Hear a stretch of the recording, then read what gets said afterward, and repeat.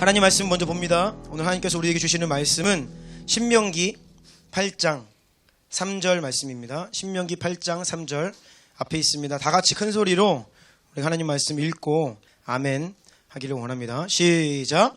너를 낮추시며 너를 줄이게 하시며 또 너도 알지 못하며 내 조상들도 알지 못하던 만나를 내게 먹이신 것은 사람이 떡으로만 사는 것이 아니요 여호와의 입에서 나오는 모든 말씀으로 사는 줄을 내가 알게 하려 하심이니라.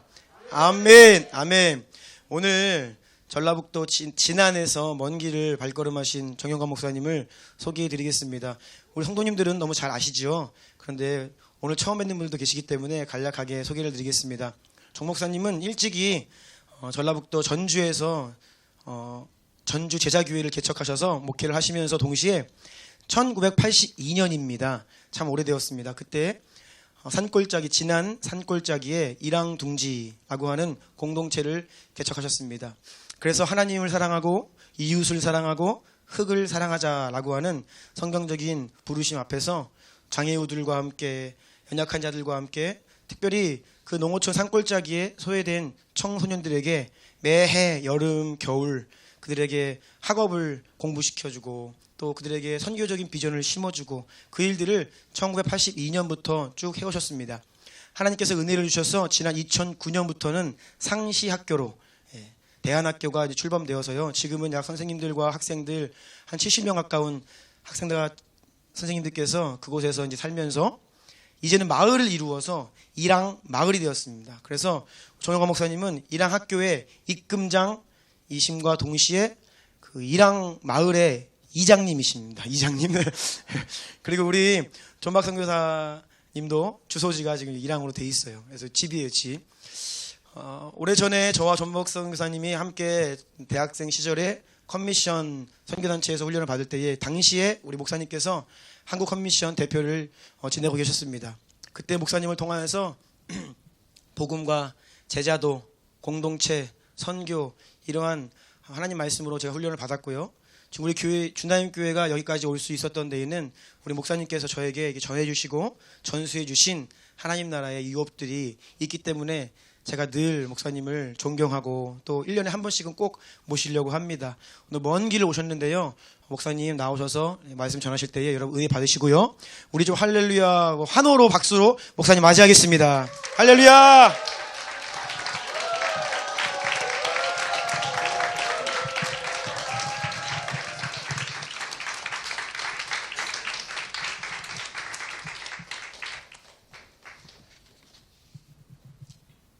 과일이 풍성해서 좋네요.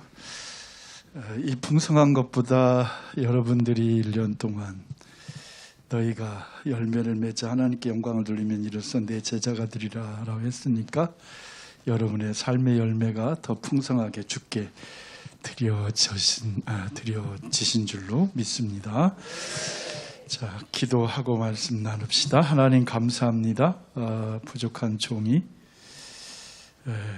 사랑하는 우리 주나임교회 형제자매들 또 얼굴 보게 해주시고 무엇보다 말씀을 같이 나누게 해주셔서 감사합니다. 한 영혼을 천하보다도 귀히 여기신 주님, 이 자리에서 또 주님을 알고 주님의 사랑을 입어 하나님을 나의 창조주로 아버지로 부를 수 있는 그 은총과 은택을 베풀어 주시니 감사합니다. 그 감사가 주님 우리만이 아니라 내가 구원받은 것은 구원받지 못한 사람을 위한 것임을 다시 한번 깨닫고 이 감사가 흘러넘쳐 땅끝에 이르기를 간절히 소원합니다.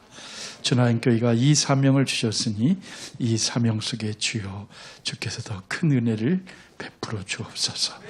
예수님 이름으로 기도합니다. 아멘.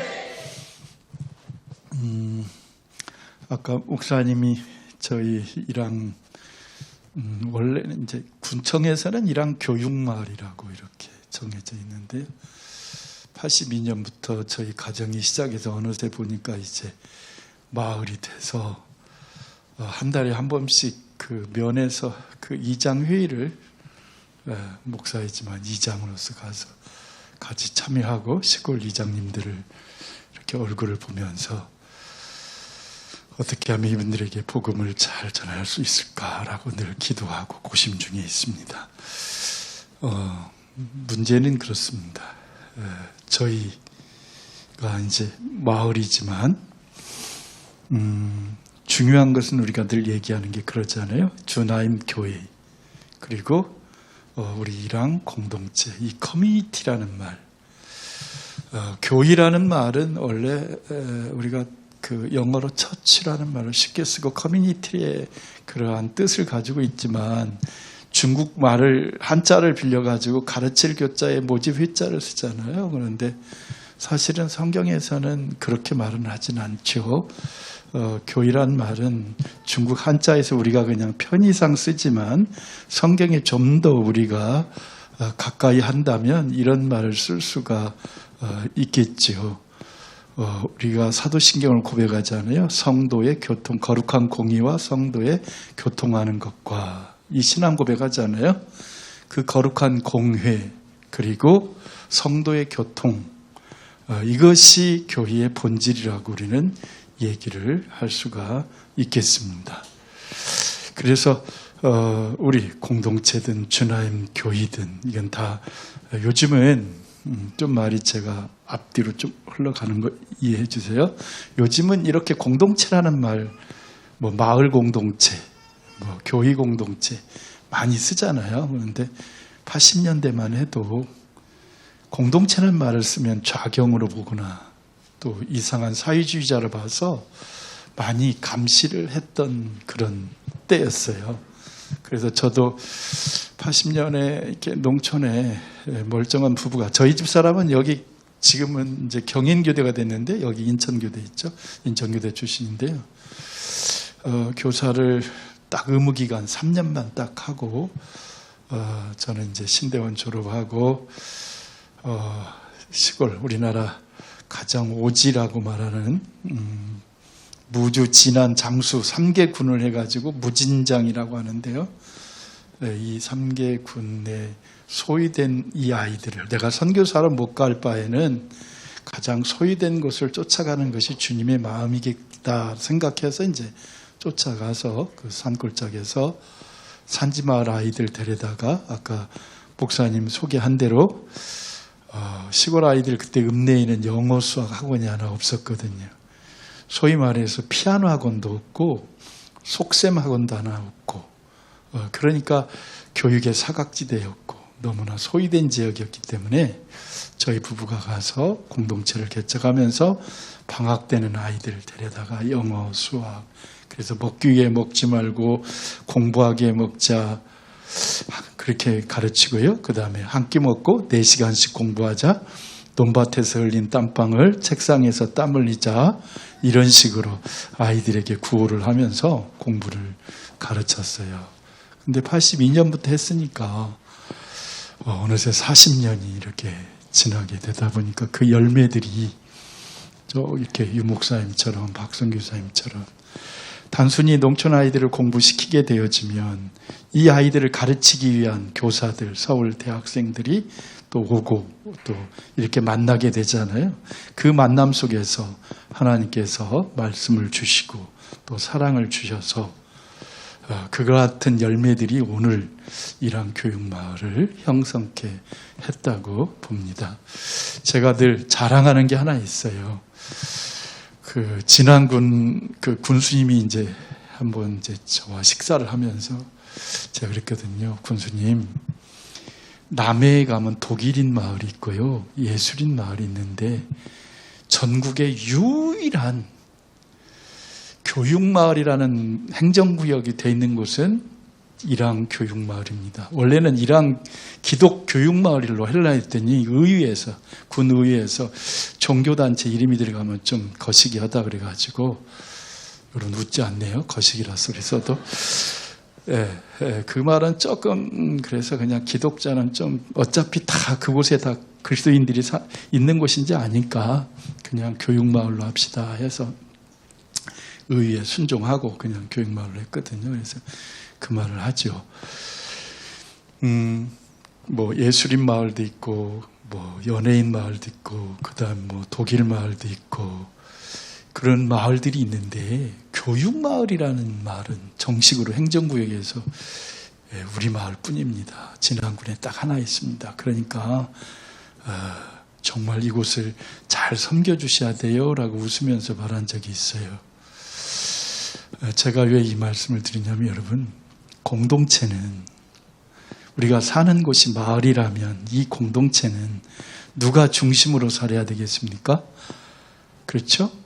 우리는 그리스도가 거룩한 공의와 성도가 교통하는 것과, 그러니까 결국 우리가 공동체라고 말하는 것은 예수 그리스도의 주 되심을 인정하는 사람들이 서로 하나님이 자기의 품속에 있는 아들을 아끼지 아니하고 내어주신 것처럼 우리가 예수님의 사랑을 본받아서 서로 내어주는 것, 그걸 교통이라 그러죠. 이곳이 바로 교회라고 하는 것입니다. 그래서 교회가 어떤 곳이냐, 바로 하나님께서 자기 아들을 아끼지 아니하시고 내어주신 그 사랑을 실천하는 곳이잖아요. 그것을 우리가 성경대로 자기 아들을 이렇게 성경대로 그가 우리 죄를 위하여 이렇게 죽으신 것과 성경대로 장사하여 사흘 만에 다시 살아나신 것을 복음이라 그랬잖아요.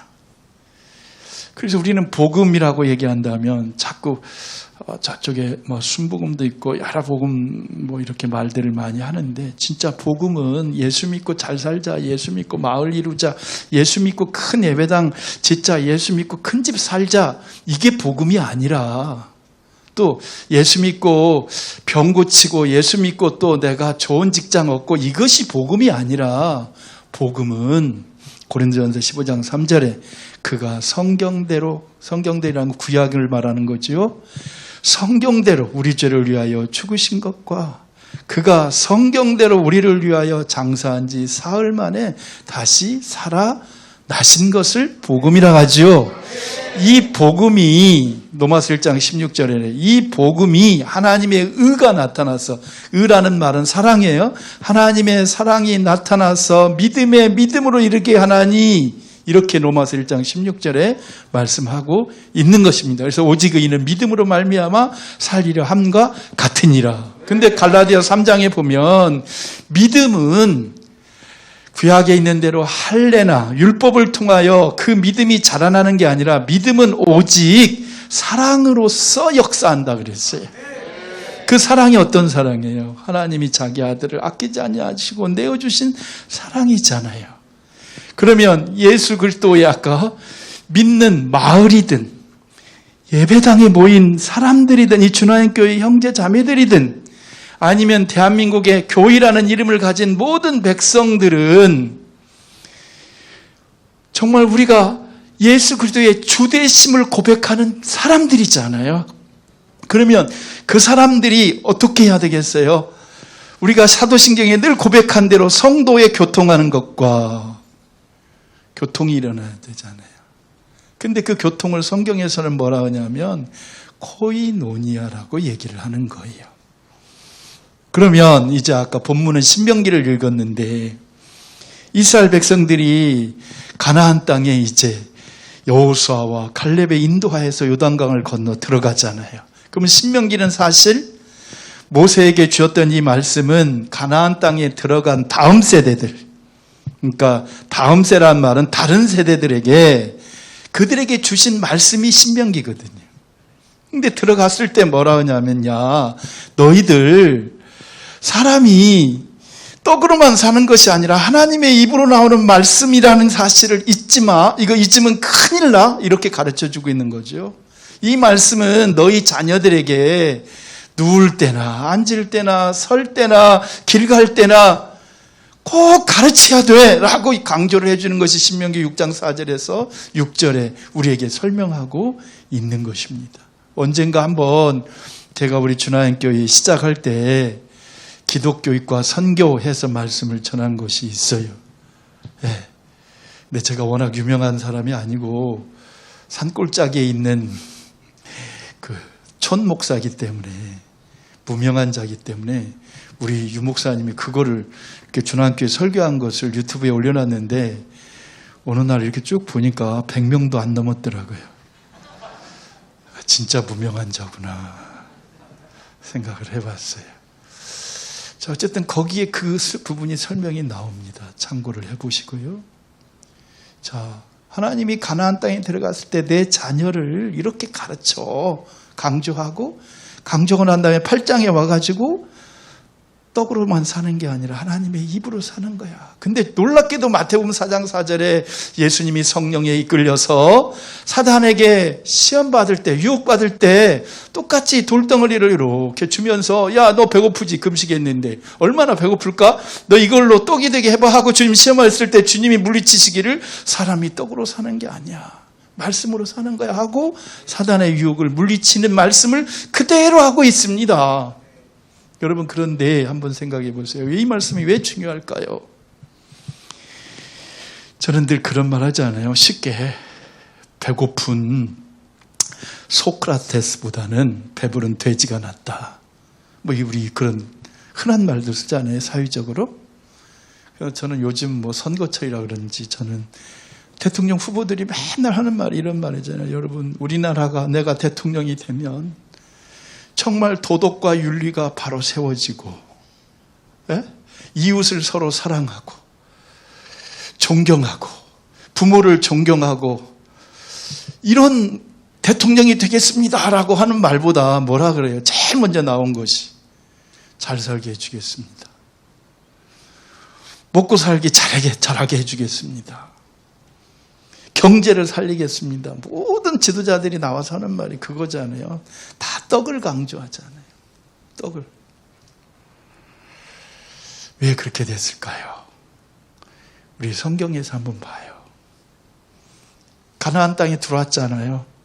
들어왔는데 이제 유목민들입니다. 이스라엘 사람들은 양을 기르고 광야에서 양을 잡아먹어야 되고 하나님께서 메추라기와 만나를 그걸 먹고 사는데 이제 가나안 땅에 딱 들어왔어요. 딱 메추라기와 만나가 끊깁니다. 자기 손으로 일해야 먹고 살 수 있다는 거예요. 그런데 가나안 땅에 가보니까 이 유목민들이 딱 들어보니까 좋은 집도 있죠. 우리로 말하면 정말 농사질 풍요한 땅이 있죠. 그렇죠? 자, 유목민들이 가나안 땅에 딱 들어왔을 때 그러면 먹고 사는 문제가 눈앞에 딱 펼쳐졌겠지요. 그런데 그곳에 사는 사람이 좋은 집에 살지, 그 다음에 곡식도 풍성하지, 물어봤을 거 아니에요. 이런 것을 어떻게 얻었니? 이렇게 하면 어떻게 하면 이런 것을 우리가 먹고 살 수 있어? 물어봤을 거 아니에요. 그랬더니 그들의 말이 뭐라고 했을 것 같아요? 가나안 땅에 있었던 신은 바알과 아스타롯이라고 하는 남신과 여신이에요. 우리가 섬기는 저 신들이 우리에게 풍요를 주는 거야 라고 가나안 땅에 들어온 이스라엘 백성들에게 말했겠죠. 자, 우리가 아는 대로 바알이라는 것은 남신이에요. 사람들에게 생육하는 그런 힘을, 강력한 힘을 준다고 해서 황소에 이렇게 머리를 만들어가지고 이렇게 신전에다 놓고 거기다 절하는 게 남신이고 그것을 태양신이라고 얘기합니다. 아스타롯, 그의 부인신은 달신이라고도 하고 모든 비바람을 거느리는 신이라 그래요. 그러니까 제가 터키에 갔을 때에 터키 이즈밀이나 이쪽 지역 가면 여러분 눈여겨볼 것이 뭐냐면 신상 가운데에 이 아데미 신전이라 그래요. 아데미. 그게 이제 아스타롯, 아데미 이런 말인데요. 이 동상을 크게 만들어 놓고 젖가슴을 수십 개를 여기다 이렇게 만들어 놔요. 왜요? 모든 생명의 젖줄이라는 거죠. 생명이 여기서부터 나온다. 자, 그런데 재밌는 것은 우리가 여신이라는 말 많이 쓰잖아요. 여신. 예.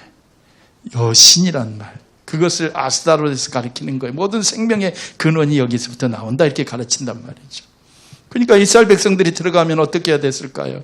그러니 정말 저 태양이 너희 신이야? 저 달이 너희 신이야?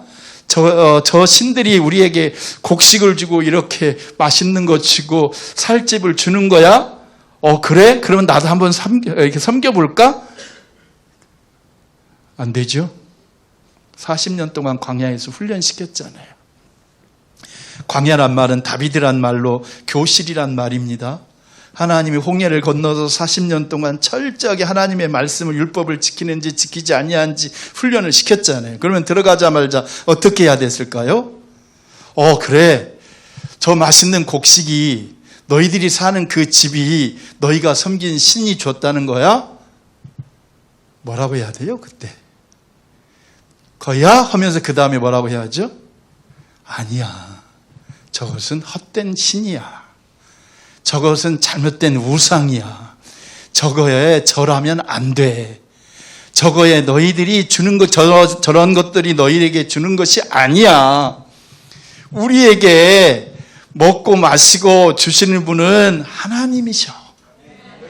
그분은 엘로힘이셔. 창조주 하나님이셔. 라고 이스라엘 백성들이 그것을 증거했어야 되겠지요. 그죠? 그런데 그들은 그것을 증거하기보단 오히려 먹고 사는 것을 죽은다는 신 앞에 한 발 더 들여내는 거죠. 들이미는 거지요. 오늘날 우리는 어떻습니까? 혹시나 그러진 않습니까? 내가 하나님의 백성인데 주를 나의 주로 고백하고 있는데 세상에서 나의 필요한 것이 있을 때에 혹시나 해서 그것이 나의 주가 되도록 마음을 빼앗긴 적은 없습니까? 주님이 그랬잖아요. 야, 하나님과 재물을 동시에 섬길 수 없는 것이란다. 재물을 섬기지 마라. 그 말은 만몬신이란 말이에요. 재물을 섬기지 마라. 하나님을 섬겨라. 분명하게 하나님을 섬겨라 라고 말씀하시잖아요. 오늘 추수감사절인데 보세요. 하나님이 사람을 창조한 목적이 뭐예요? 사람을 창조하시고 생육하고 번성하고 땅에 충만해서 모든 것을 다스리라 그랬어요. 그 다스리라는 말의 의미는 남을 통치하라, 지배하라 이런 말씀이 아니에요. 개척하라 이런 말이 아니에요. 하나님이 사람을 지으신 것은 뭐라고 말씀하시냐면 다스리라 라니까 남편이 아내를 다스리는 것 이런 게 아니에요. 힘으로 작용하는 게 아니라 다스리란 말은 사실은 경작하라는 얘기예요. 경작하라. 하나님을 기억하고 감사하라 이런 뜻이에요. 그래서 사람이 먹든지 마시든지 무엇을 하든지 하나님의 영광을 위하여 하라고 사도 바울이 고린도 교회의 6장 20절에 말씀하는 것이 이러한 의미인 것입니다. 보십시오. 예배하도록 지으심을 받았는데 그런데 그 예배 속에 어떤 단어가 들어가 있냐면 아까 경작, 컬처란 말이 들어가 있어요. 그러니까 땅을 경작하라 그 말이에요. 그러니까 에덴 동산에서 하나님이 모든 실과와 나무, 모든 씨 맺는 과일과 이런 채소들을 주었을 때 그냥 먹고 그냥 놀아라라는 게 아니라 그 동산을 잘 지키고 그 동산을 잘 경작하라. 그 책임을 아담에게 준 거지요. 그러니까 우리가 노동은 아담이 죄를 짓고 난 다음에 가시떨기와 엉커기가 난 그 땅을 그렇게 일굴 때부터 노동이 시작한 것이 아니라 하나님이 창조하실 때부터 노동은 시작되는 거예요. 예, 그것이 축복인 거지요. 그러면 우리가 소위 말하는 컬처라는 단어, 문화라는 단어잖아요. 그러니까 생육하고 번성하고 땅에 충만하라 이게 문화명령이라 그래요. 근데 그 문화라는 말은 경작이라는 컬처베이션이라는 단어에서 컬처가 나오는 거예요. 그럼 하나님이 땅을 왜 지으셨을까? 넷째 날 왜 땅을 만드셨을까? 그 땅을 사고 팔아서 돈 벌으라고 땅을 지으신 것이 아니라 땅을 지으신 목적은 하나님께 예배하라는 공간으로 창조하신 거예요.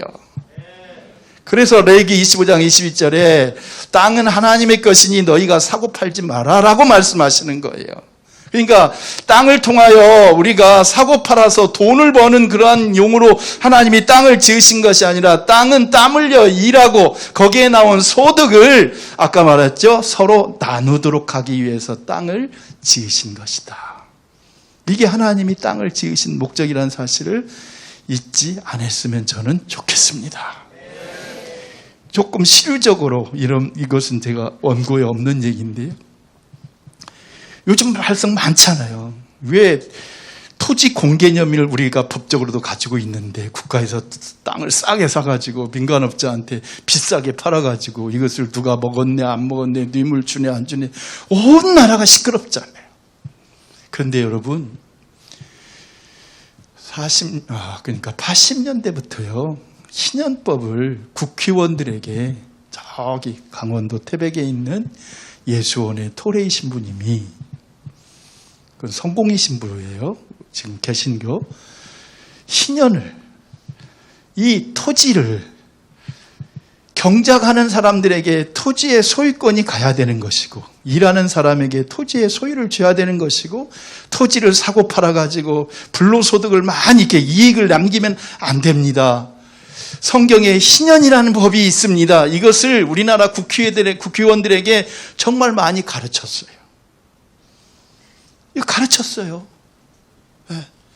그래서 노무현 대통령 때 그래도 토지 공개념이 그래도 좀 만들어진 거예요. 우리나라는. 그런데 이것이 없어져 버리니까 오늘날 전부 그러잖아요, 여러분. 내가 큰 집 살아야, 내가 비싼 집 살아야, 내가 이 땅을 좀 샀는데 이 땅이 얼마 안 있으면 좀 더 이 땅이 돈이 이렇게 좀 더 이렇게 땅값이 올라서 내가 부자가 될 수 있는 그런 식으로 살고 있잖아요. 토지와 집이 부에 축적하는 수단으로 되어져 있는데 이게 뭘까요? 가나안 땅에 들어갔을 때에 이스라엘 백성들이 하나님이 우리에게 하나님의 말씀을 너희들에게 전하라고 하나님이 나를 선택했어. 내가 선택받은 것은 하나님이 너희에게 하나님의 말씀을 전하라고 나를 선택한 것이고 너희들의 잘못된 죄악을 내가 대신 하나님께 가지고 나가서 이 사람들의 죄를 용서해 주세요 하고 내가 제사장의 역할을 하도록 나를 선택한 거야. 하나님이 우리에게 주신 그 축복을 너희에게 나누라고 나를 선택한 거야 라고 이스라엘 백성들이 그 사명을 다 해야 되는데 그러지 아니하고 그 축복을 부러워하고 먹고 사는 걸 부러워하고 자기네들이 그 먹고 사는 것을 더 많이 가지려고 하고 그게 이스라엘 백성들의 죄악이죠. 자, 그래서 결국 이사야 선지자가 말을 하는 거예요. 이사야 5장에 그렇게 돼 있잖아요. 땅 가진 사람이 더 많이 가져가려고 하고 땅에 땅을 집에 집을 연하여 더하려고 하니 안식년 7번 지나고 난 다음에 77이 49, 50년째는 돈이 없어서 어쩔 수 없이 땅을 저당 잡히고 집을 저당 잡혀서 돈을 빌려가서 땅을 빼앗기고 집을 빼앗긴 사람에게는 희년이 되면 다 돌려주라 그랬는데 주인에게 돌려주라고 했는데 그거 돌려주지도 않고 너희들이 더 많이 가지려고 하니까 그러면 너희 나라 통째로 빼앗기게 하마. 바벨론 포로에 70년 동안 빼앗기고 마는 거죠, 나라가. 네? 그때 가서 통곡하지 않아요? 강가에 가서 뭐라 그래, 이스라엘 백성들이? 눈물이 강같이 흘렀다고 그러나 돌아갈 땅이 없잖아요. 돌아갈 나라가 없잖아요. 여러분, 이것이 하나님이 우리에게 보여준 이스라엘의 역사예요. 근데 그 핵심의 말씀을 지켜야 될 것이 뭐냐? 사람이 떡으로만 사는 게 아니다. 그 말은 떡은 모든 것을 상징하고 있어요, 여러분. 건강, 그렇죠? 그 다음에 자녀, 축복, 여러분 말하는 인간의 희비애락이 희노애락이 다 포함된 거겠죠. 우리 젊은이들은 그 떡이란 문제는 건강 문제든지 취직 문제든지 집 문제든지 그 모든 인간이 살아가는 삶의 모든 바운더리가 떡이라고 볼 수 있겠죠. 그것이 행복한 것이 아니다. 하나님의 입으로 나오는 말씀이 너희에게 행복의 열쇠야 라고 가르쳐 주시는 거예요. 사랑하는 여러분, 오늘 이 감사절인데요. 시편 98편 4절에 보면 온 땅이여 여호와께 즐거이 소리칠지어다. 소리내어 즐겁게 노래하여 찬송할지어다 라고 말씀하고 있습니다. 땅이요. 땅은 사실은 하나님께 예배하는 공간으로 창조했다 그랬잖아요. 그런데 이 땅을 말할 때는 때로는 사람들을 가리키기도 해요. 땅이 이렇게 그 노아 시대 때에 땅이 이렇게 포악했다, 땅이 광폭해졌다, 이런 말들은 땅 위에 사는 사람들이 죄악이 가득 찼다, 이랬을 때 똑같이 같은 언어로 쓰고 있단 말이에요. 그런데 사실은 여기 농사 지으신 분들은 별로 없잖아요. 농사 짓는다는 게 쉬운 게 아닙니다. 밑에 이 호박이 있는데요. 그렇죠? 제가 처음에 공동체 가서 소를 길렀어요. 우리 집사람이랑 열심히 소를 길렀는데 아프리카 선교는 못 나갔고 저는 이제 네팔을 많이 기도하고 있었기 때문에 힌두 쪽에서는 소가 신이잖아요. 제가 95년도에 네팔에 가보니까 소가 사거리, 왕궁 사거리 앞에 누워 있어도 차들이 한참 기다리더라고요. 그걸 크락션으로 빵빵 해가지고 놀래가지고 소가 일어나면 어디서 날아들지 못할 돌이 그 차에 날아들어요. 그래서 힌두법은 참 재밌는 게 사람을 죽이면 돈으로 해결할 수가 있어요. 그런데 소를 발로 찼거나, 그것도 검은 소 말하는 게 아니라 누런 암소를 말하는 거예요. 발로 찼거나 그걸 때렸거나 하면 무기징역까지 가요. 신을 모욕했기 때문에. 그런데 처음 온 선교사님들이 모르고 길거리에 누워있으면 크락션 누르잖아요. 급함 나머지. 그러면 진짜 돌이 날아와요, 차에. 그래서 네팔에 봤거든요. 그래서 소를 기르자. 그래서 네팔에 선교비로 보내자. 신 팔아서 예? 재밌잖아요? 그래서 소를 저희 집사람이랑 열심히 12마리까지 길러봤어요. 그래서 송아지 나면 그 송아지 팔아서 선교비 주고, 우리 그 가난한 농촌 아이들 학비도 주고, 그런 꿈을 가지고 열심히 하다가 한 6년 만에 망하고 말았어요.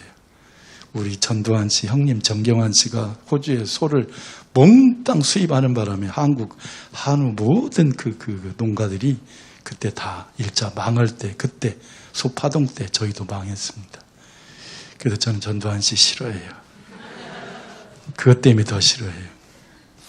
어쨌든 소를 길러봤어요. 쉽지가 않아요. 소 주려면 풀을 뜯어야 되잖아요. 산에 올라가서 저희는 큰 초지를 조성한 게 아니니까 산에 올라가서 풀 있는 곳에는 다 저희 집사람이라 뜯어서 저는 지게에 담고, 우리 집사람은 푸대에 담아가지고 그걸 가지고 와서 이렇게 낮에는 물론 풀 있는 곳에 메어놨다가 저녁 때는 풀을 뜯어다가 한 번씩 먹여야 되거든요. 양을 채워야 하니까. 제가 어떻게 알았겠어요. 우리 집사람 같은 경우는 다 서울에서 여기 교대까지 졸업한 사람이라 낯 놓고 기억자는 알아도 기억자 보고 낯이 어떻게 생겼는지 모르는 사람인데 아무것도 몰랐죠. 근데 할 수밖에 없잖아요. 그 사명이 있으니까. 이렇게 풀을 조성해서 풀을 뜯어야 된다. 그 다음에 이제 소들이 호박을 좋아해요. 그래서 겨울에 이 늙은 호박들이라고 하잖아요. 누런 호박들을 푹 이렇게 이제 여물에 넣어서 삶아가지고 이렇게 먹이거든요. 지금은 사료로 다 하지만 그렇게 하려면 이렇게 호박을 심으려면 거름을 줘야 되잖아요. 죄송해요. 좀 이따 식사해야 되는데. 거름을 주려면 구덩이를 크게 파고 뭘 갖다 넣겠어요. 그 산속에서. 우리가 1년 동안 쌓아놓은 똥을 거기다 퍼서 넣어야죠. 그리고 흙을 덮어서 호박씨를 심어야죠. 저 그런 일도 다 해봤어요. 지게도 쳐봤고 소똥도 쳐봤고 사람 똥도 쳐보고 별짓 다 해봤어요. 지금 양복 입고 넥타이 매니까 그럴듯하게 보이는데 완전히 촌놈이에요. 다 해봤어요. 그 속에서 살아야 되니까. 그런데 이 흙을 거름지게 한다는 것은 쉬운 일이 아니에요. 그것이 그냥 말이 쉽지요. 이 과일이 나오고 호박 한 덩이가 나오는 게 여러분들 눈을 볼 때 쉽 같지만 이건 땀 흘리지 않고는 얻을 수가 없는 것입니다. 정말 이마에 땀 흘리지 않고는 하나도 얻을 수 있는 게 하나도 없어요. 그러니까 사람들은 땀 흘리지 아니하고 어떻게 하면 편히 살 것인가가 인간의 타락된 본능이죠. 어떻게 보면 흙을 잘 경작하기보다는 손을 놀고 잘 먹을 수 있을까? 그것이 저는 좀 변질되어져서 집장사와 땅 투기하는 거 아니겠어요? 그것이 이 땅을 오염시키고 이 땅을 죄로 가득하게 하잖아요. 그러면 오늘날 이제 그리스도인들은 어떻게 해야 돼요? 아까 제가 얘기했잖아요. 성도의 교통하는 것과 그리스도의 주되심을 인정하는 우리 성도들은 어떻게 살아야 돼요? 주셨잖아요. 나 혼자 다 먹으라고 이거 주신 것 같아요? 아니잖아요. 저는 정말 송아지가 한 마리 낳았을 때 우리 집에는 뭐 거기는 전기도 없었으니까 냉장고 뭐 세탁기 사놔봤자 쓸 수도 없는 그런 산속이었습니다만은 그거 팔아서 여보 우리 산골짜기에서 내려오는 저거 이렇게 페트병에 이렇게 호스 박아가지고 물 쫄쫄쫄쫄쫄 내려오는 그걸로 가지고 겨울에다 보면 다 얼어서 내려오지 않을 때마다 늘 힘들고 어려운 고통을 느끼는데 우리 이것으로 지하수 하나 먼저 팔까? 이것으로 우리 먼저 전기 좀 어떻게 저 밑에 마을에서 끌어오는데 좀 써볼까? 그러지 않았어요. 이거 팔아서 어쨌든 간에 선교사에게 주기로 했으니까 선교비 보냅시다. 우리 아이가 3살하고 100일이었었어요. 당시에. 진짜 금식하는 날을 하루 정했어요. 일주일에 한 번은 먹을 거 다 먹고 잘 거 다 자고 쓸 거 다 쓰고 어떻게 하나님이 일합니까? 여러분 맞지요? 그죠? 안 그래요? 주나임 교회가 먹을 거 교회에서 쓸 거 다 쓰고 먹을 거 뭐 다 하면 우리 같은 시골 공동체, 형제 공동체에 뭐 헌금 못 보내죠. 그래서 저희도 마찬가지로 쓸 거 다 쓰고 먹을 거 다 먹고 어떻게 하나님이 일합니까? 먼저 이거부터 해야지요. 해서 그거부터 보냈어요. 성교육부터 보냈어요. 그렇습니다, 여러분. 그건 뭔 말일까요? 그건 제가 자랑 삼아서 하는 얘기가 아니에요. 떡을 먼저 취하지 않았다는 거예요. 하나님의 말씀을 먼저 따라갔다는 거예요. 그런데 놀랍게도 성경에 너희는 먼저 그 나라와 그를 구하라. 그리하면 이 모든 것을 더하여 주시리라. 처음에 저희가 위안간 하나 짓고 조그마한 그냥 이렇게 토담집 같은 거 짓고 애들 공부시키려고 교실 한 칸 지어놓고 우리 부부가 이렇게 딱 내려갔을 때요. 사람들이 저를 이상한 부부로 여겼고 이상한 사람으로 여겼어요. 뭐야? 심지어는 저희 집사람이 참 예뻐요. 설교 때 이거 유튜브로 나가죠. 네, 참 예뻐요. 그리고 몸도 약해요. 그런데 나이가 그러니까 어려 보인다는 거죠. 저는 나이에 비해서 소독님처럼 나이에 비해서 훨씬 아저씨로 보이고 그러니까 시골 아줌마들이 어떤 오해를 하겠어요?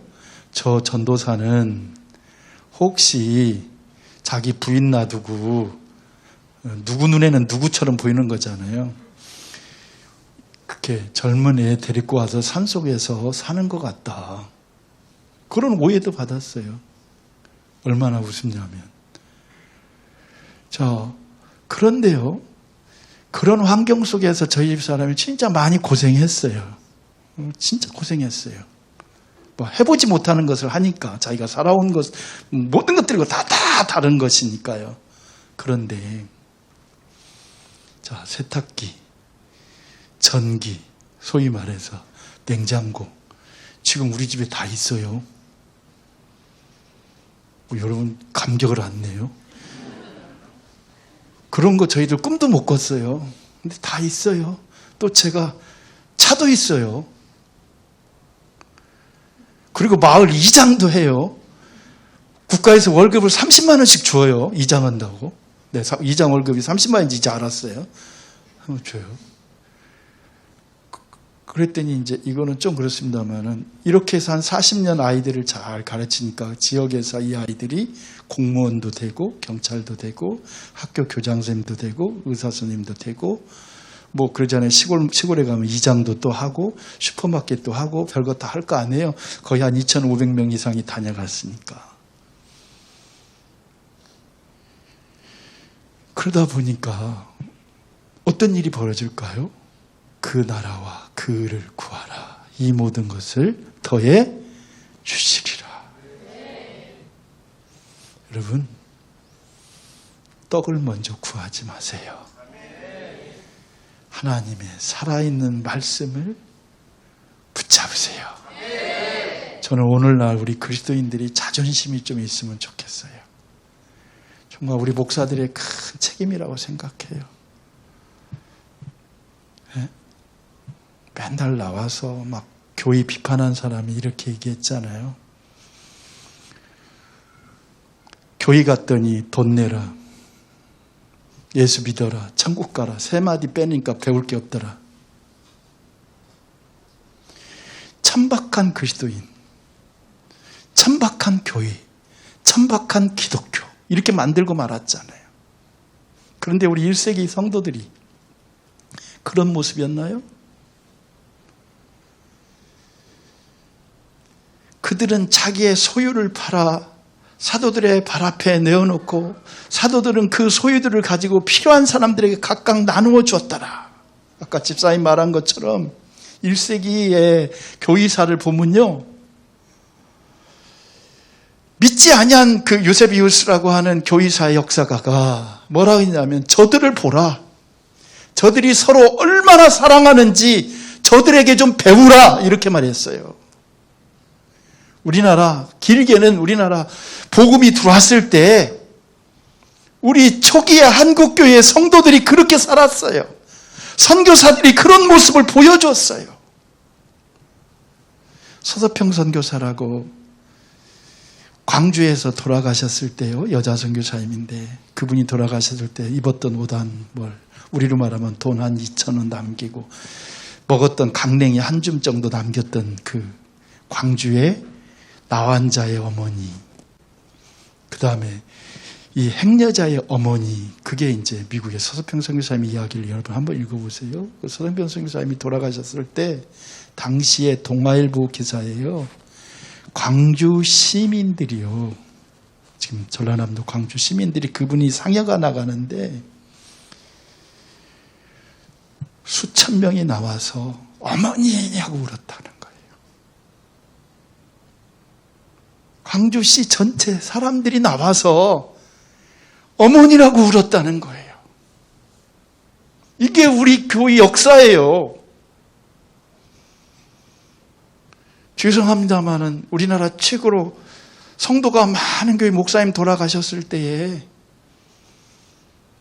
서울 시민들이 어떻게 반응했나요? 서서평 선교사님 돌아가시는 때 그런 반응이었나요? 아니면 어떤 반응이었어요? 정반대였잖아요. 교회 안에서는 어쩔지 모르지만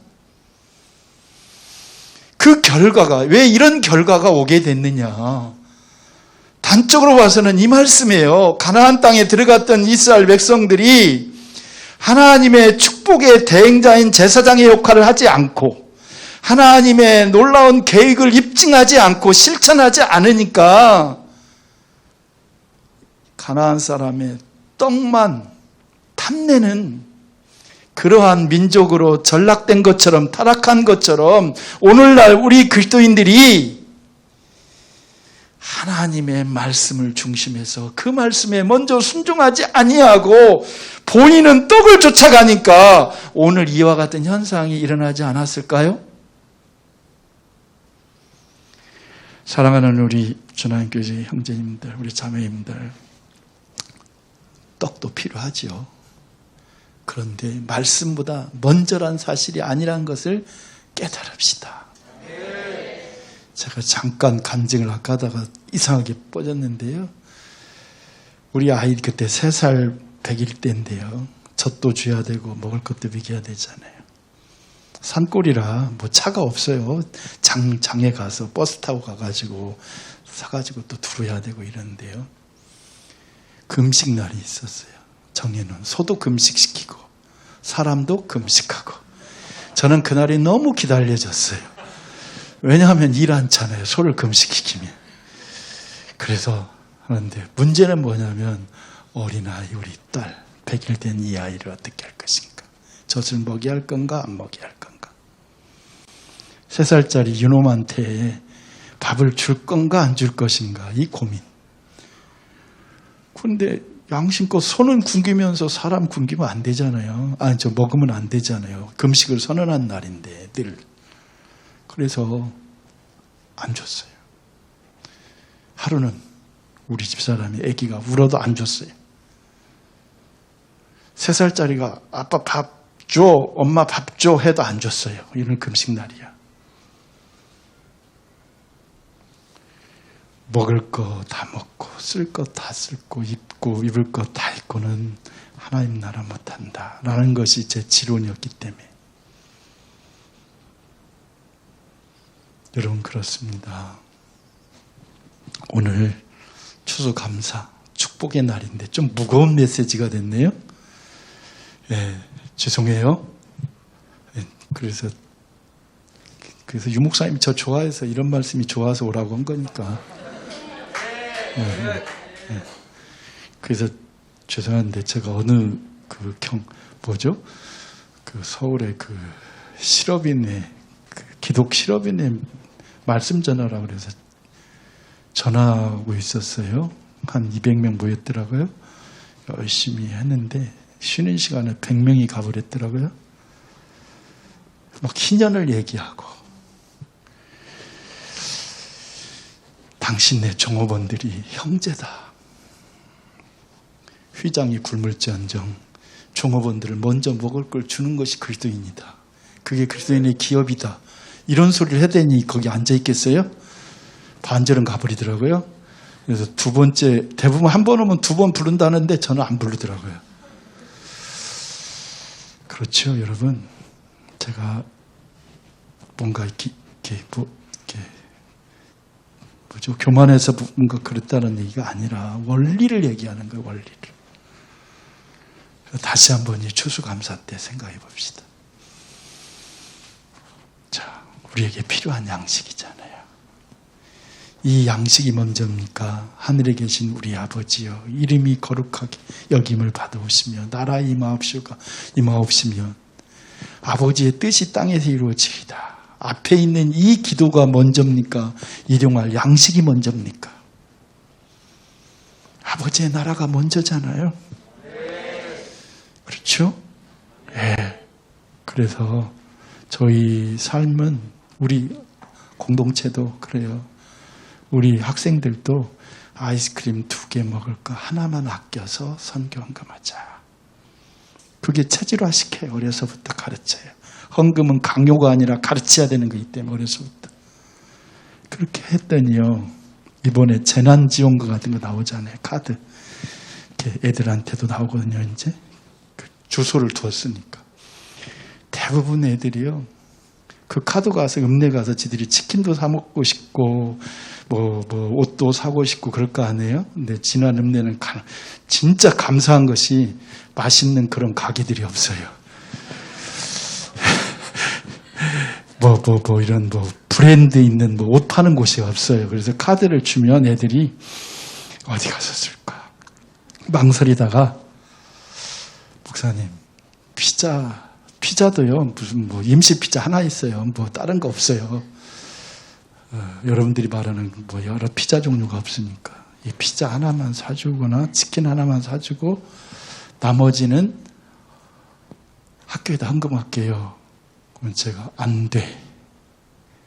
첫 소사는 하나님께 드리듯이 먼저 너희들이 헌금하면 하나님께서 너희들이 먹고 싶은 것을 줄 거야. 그래서 재난지원금 카드를 다 받아요. 강제로 받는 게 아니에요. 걔네들이 주는 거예요. 그런데 걔네들이 이제 조건부 걸잖아요.